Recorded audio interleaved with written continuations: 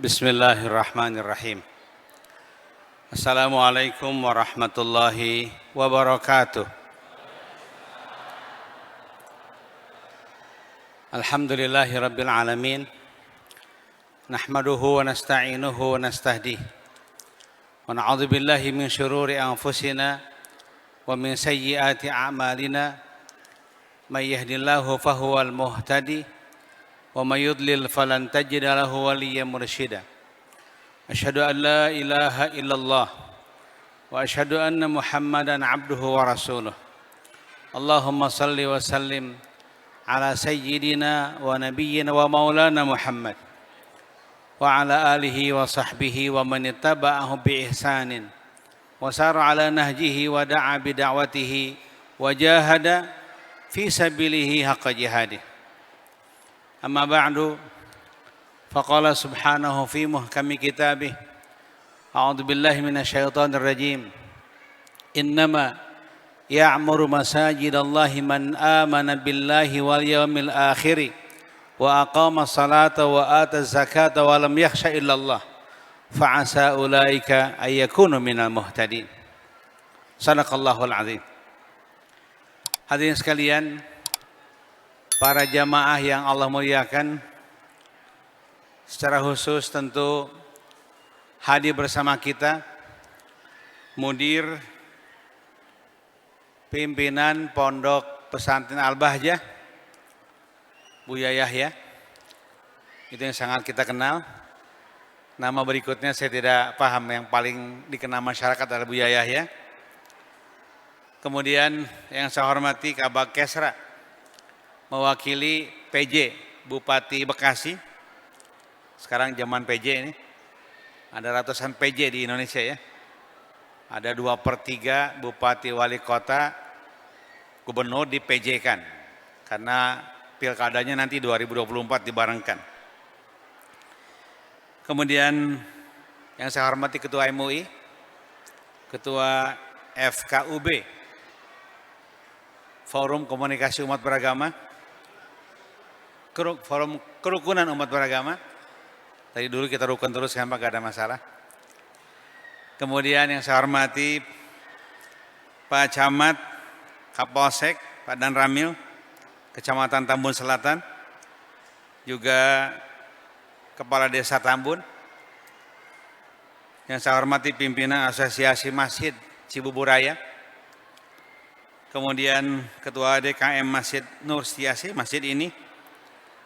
Tentu yang kita hormati, kita banggakan, kita sayangi Bapak Heru Baruna yang mewakafkan hartanya untuk membangun masjid ini, tentu bersama dengan almarhumah istri Anda tercinta Ibu Yayu Sunarsi. Dan masjid ini tadi kita mendengar didedikasikan untuk menjadi hadiah amal saleh bagi Ibu Anda tercinta Ibu Nur Setiasi, yang kemudian menjadi nama dari masjid ini. Hadirin sekalian, Bapak Ibu yang Allah muliakan, pertama tentu kita bersyukur kehadirat Allah Subhanahu wa taala atas segala nikmat karunia yang Allah anugerahkan pada kita, khususnya nikmat iman, nikmat Islam, nikmat kita terpilih menjadi orang yang beriman kepada Allah Subhanahu wa taala. Salawat dan salam mari kita haturkan, mari kita bingkiskan kepada junjungan kita, kepada suri teladan kita Nabi besar Muhammad sallallahu alaihi wasallam beserta keluarga, ahli bait, para sahabat handai tolan dan seluruh pengikut setia hingga akhir zaman. Biidznillah insyaallah kita semua masuk pada kategori pengikut setia Rasulullah sallallahu alaihi wasallam. Amin. Hadirin sekalian Allah muliakan, tentu perasaan haru hadirnya masjid yang megah seperti ini. Insya Allah mudah-mudahan megahnya masjid ini akan menampung megahnya iman kita kepada Allah Subhanahu wa taala. Oleh karena itulah hari-hari ke depan tantangan kita adalah bagaimana memakmurkan masjid ini. Bagaimana menghadirkan kegiatan-kegiatan yang diminati masyarakat sehingga jadi makmur. Dan kemakmuran itulah yang menjadikan tanda-tanda kebaikan kita semuanya dari kehadiran masjid ini. Saya punya pantun ini. Insya Allah di sini akan terus berkumandang bacaan Al-Quran, berkumandang zikir pada Allah Subhanahu Wa Taala, berkumandang salawat atas Rasulullah Sallallahu Alaihi Wasallam. Tentu yang paling pokok adalah salat, sujud kepada Allah Subhanahu Wa Taala. Tadi saya baca ayat, memang yang bisa memamurkan masjid hanyalah orang yang beriman.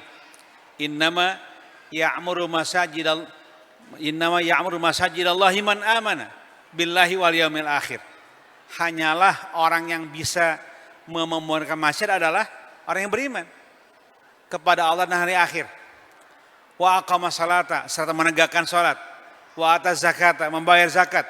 Walam yakhsha illallah, dan tiada ketakutan hidup di bumi ini kecuali kepada Allah Subhanahu Wa Taala. Itulah pemakmur masjid insyaallah. Oleh karena itulah kita ingin masjid ini terus ramai. Jangan banyak larangan-larangan ya. Dilarang tidur, akhirnya gak ke masjid. Biarkan saja, di masa Nabi juga ada yang tidur di masjid. Ini saya langsung wanti-wanti kepada pengurus masjid. Tidur di masjid tidak aib. Justru mudah-mudahan tidur di masjid akan mendekatkan diri kepada masjid, kepada Allah Subhanahu Wa Taala. Kan kalau tidur di masjid kemudian datang waktu zuhur, Allahu Akbar, bangun. Atau dibangunkan oleh pengurus masjid dan kemudian menjadi sholat bersama-sama kita. Begitu ya. Kan suka ada masjid ketat banget Bu ya.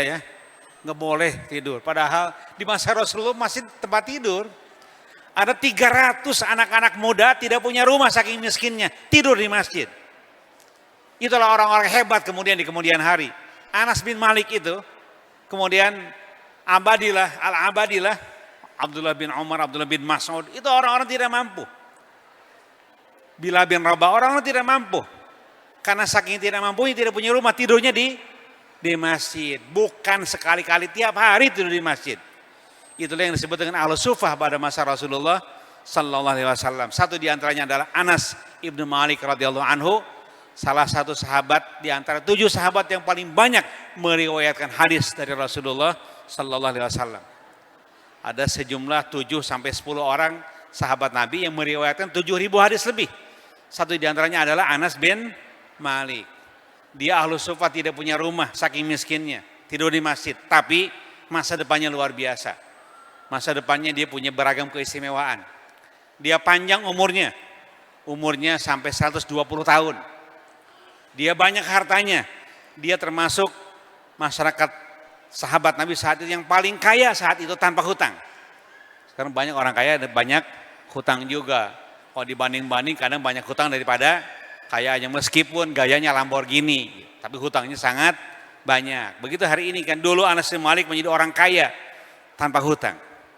Kemudian 1, panjang umur. 2, banyak harta. Yang ketiga, tentu banyak ilmu. Dia menjadi perawi hadis yang paling depan. Luar biasa, ulama zaman sahabat Nabi paling depan, luar biasa. Itulah Anas bin Malik. Ada yang terakhir Bu ya. Yang terakhir ini mengagumkan. Putra-putrinya 125 orang. Jangan tanya berapa istrinya, rahasia. Dan tidak pernah ada riwayat yang menyebutkan berapa istrinya. Yang ada outputnya, inputnya nggak pernah disebutkan, prosesnya nggak pernah disebutkan. Yang jelas adalah outputnya dia memiliki putra-putri 125 orang. Dan 90 di antara 125 hafal Quran 30 juz. Dahsyat luar biasa ya. Itulah Anas bin Malik radhiyallahu anhu, orang yang suka tidur di masjid pada masa mudanya. Nah, oleh karena itulah mari kita banyak kumandangkan urusan-urusan ibadah di masjid ini.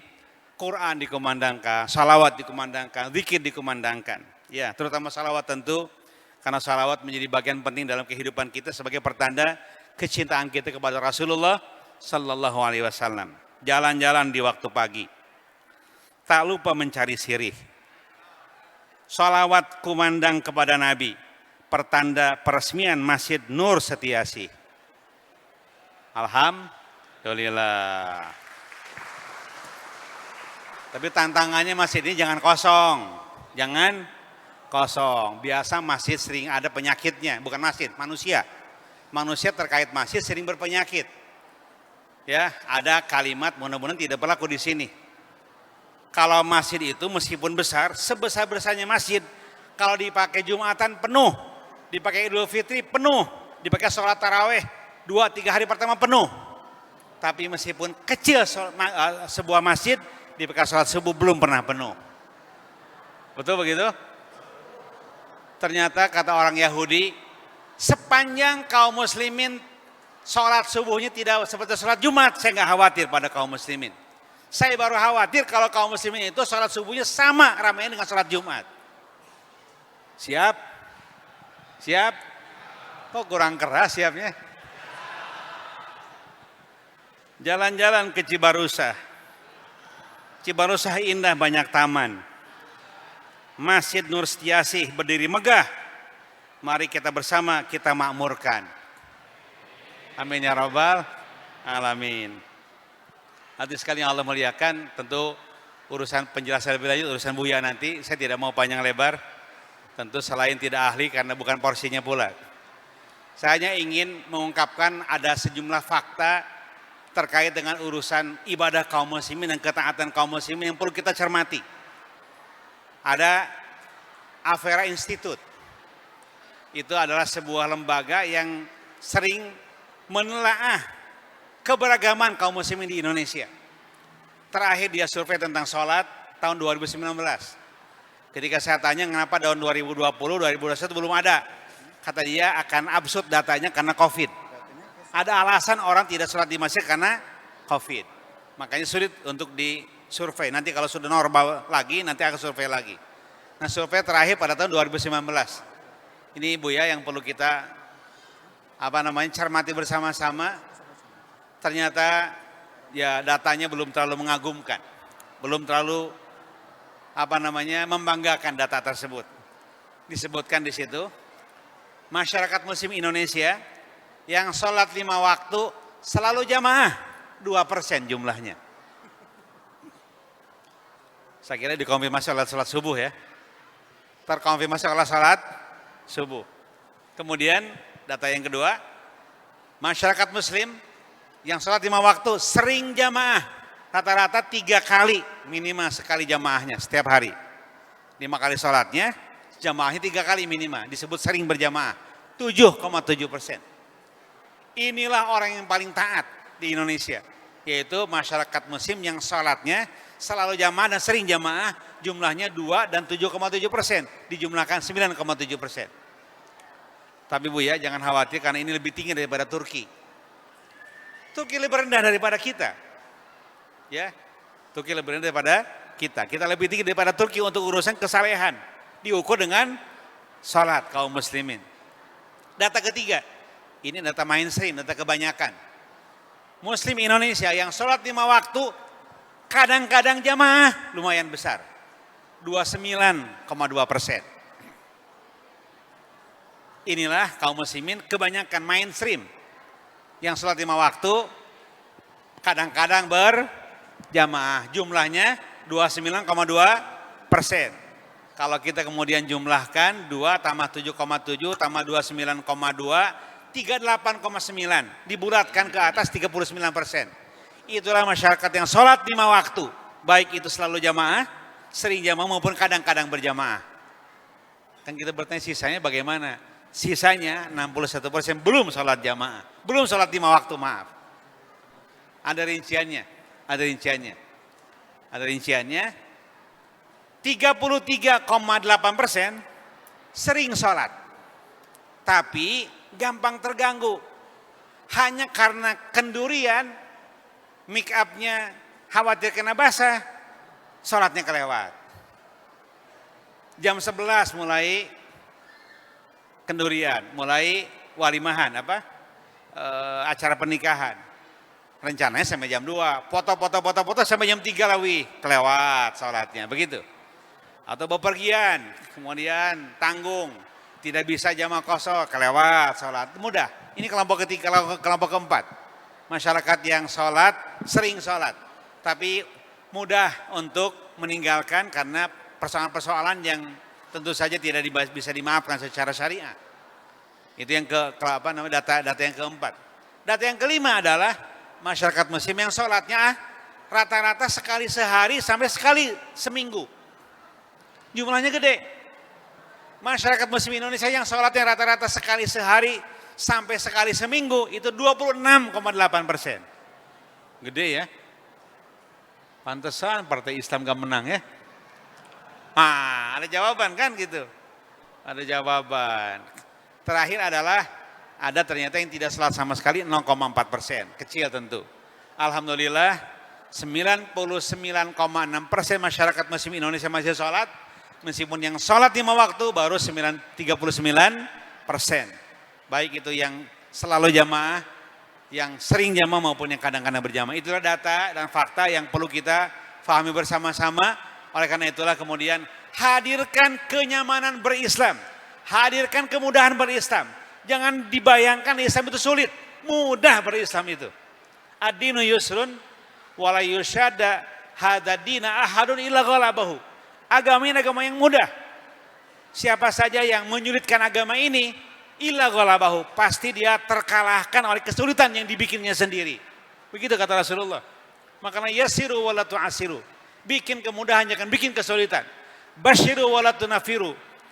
Beri kabar gembira, jangan diberi kabar yang membuat orang lari dari kebaikan dan kebenaran. Mudahkan kehidupan masyarakat kita dekat dengan agama kita.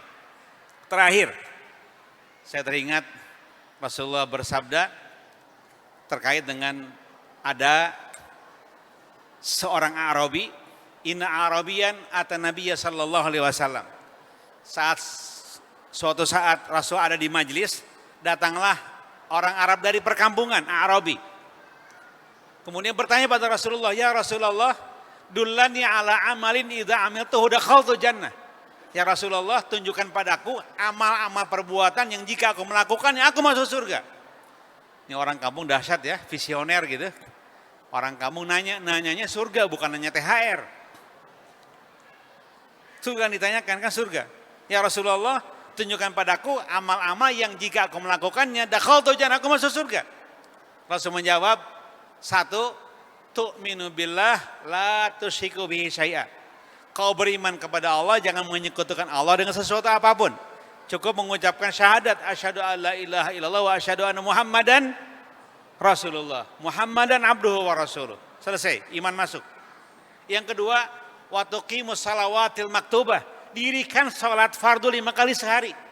Mudah. Yang ketiga, wa tasumu Ramadan. Laksanakan puasa Ramadan. Yang keempat, wa tutya zakat al-mafruḍah. Laksanakan oleh kamu, bayar oleh kamu zakat fardu. Hanya 4 yang disebut. Iman tidak syirik, salat 5 waktu, puasa wajib Ramadan dan zakat yang difardukan. Hanya 4 yang disebut. Qala Arabi tadi, Arab kampung tadi, dia menjawab, la walladzi nafsi biyadihi la azidu ala dzalik. Ya Rasulullah, demi zat yang jiwaku ada pada genggamannya, aku terima nasihat engkau dan aku tidak akan nambah. Cuman itu doang yang aku lakukan. Begitu kan? Fawala. Tak lama kemudian dia meninggalkan majelis Rasulullah sallallahu alaihi wasallam. Yang paling unik adalah komentar Rasulullah terkait orang tersebut. Kata Rasulullah, "Man sarrahu ayanzuru ila rajulin min ahli jannah fajatun ila hadza."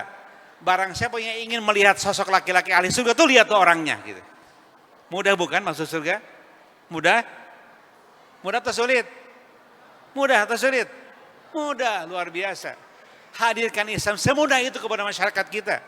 Senyaman itu. Supaya kemudian masyarakat menerima dengan nyaman dan dengan mudah. Hadirkan kebahagiaan bersama-sama masyarakat kita. Jangan dibuat menjadi susah. Jangan kemudian pasang muka membuat menjadi seram kita di hadapan masyarakat kita. Buatlah kemudahan. Orang mencari maksiat, itu mencari kebahagiaan. Tak pernah ketemu di kemaksiatan. Kata para ulama, kalau orang datang kalau orang datang mencari maksiat, mencari kebahagiaan yang kemana ketemu, maka hadirkan ketaatan dalam bentuk kebahagiaan kepada Allah Subhanahu wa taala. Makanya senyuman, ada ada pantun dan lain sebagainya supaya kita enak, nyaman. Insya Allah semua itu sudah kita lakukan. Kita tentu hanya mengingatkan saja urusan seperti ini. Hadirin sekalian yang Allah muliakan, tentu kita ucapkan banyak terima kasih kepada yang mewakafkan tanah, gedung, biaya dan seluruhnya. Tidak ada balasan kecuali balasan dari Allah. Jazahullah khairan. Dengan balasan yang hanya Allah mengetahui. balasan yang sampai kepada kita adalah man bana al masjid fid dunya banallahu lahu baitan fil jannah. Barang siapa yang membangun masjid di dunia, maka Allah akan bangunkan untuknya rumah mewah dan rumah megah di surga. Amin ya rabbal alamin. Tidak hanya itu, yang terlibat sekalipun dapat bangunan rumah mewah juga. Yang ikut peresmian pun insya Allah yang dapat rumah mewah pun di surga insya Allah. Kita pun yang menyaksikan peresmian masjid ini, kita terlibat dalam pembangunan masjid ini, insya Allah kita akan dibangunkan masjid, akan dibangunkan rumah mewah di surga nanti oleh Allah Subhanahu wa taala ya rabbal alamin. Terakhir tentu peresmian ya. Peresmian kan sudah resmi, sudah dipakai sholat. Tapi di negeri kita kan suka ada urusan-urusan yang ada kalimat peresmiannya ya, penggunaannya. Tentu dengan bertawakal pada Allah Subhanahu wa taala, yang mengucapkan bismillahirrahmanirrahim. Bismillahirrahmanirrahim. Sekali lagi, masjid ini penggunaannya resmi digunakan kita bersama-sama untuk beribadah kepada Allah Subhanahu wa taala. Amin ya rabbal alamin. Saya kira itu bisa saya sampaikan. Burung Irian, burung cendrawasih. Sekian, terima kasih. Demikian, billahi taufiq wa hidayah. Wallahu muwaffiq ila aqwamit thoriq. Wassalamualaikum warahmatullahi wabarakatuh. Waalaikumsalam warahmatullahi wabarakatuh.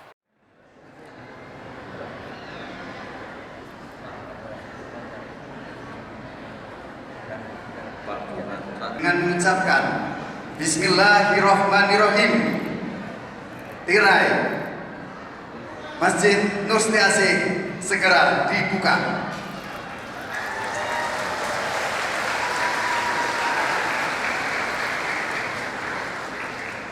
Selanjutnya penandatanganan prasasti oleh Bapak Dr. Haji Ahmad Heriawan, LC MSI.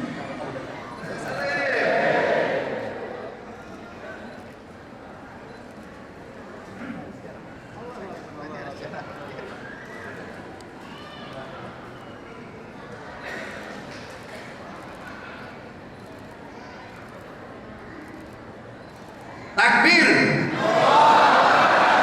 Takbir. Takbir. Kepada Ketua DKM Masjid Nur Setiasih, Bapak Ahmad Ismanto, Sarjana Ekonomi, dan dinampingi oleh Bapak Heru Baruna, Bapak Beni Julianto.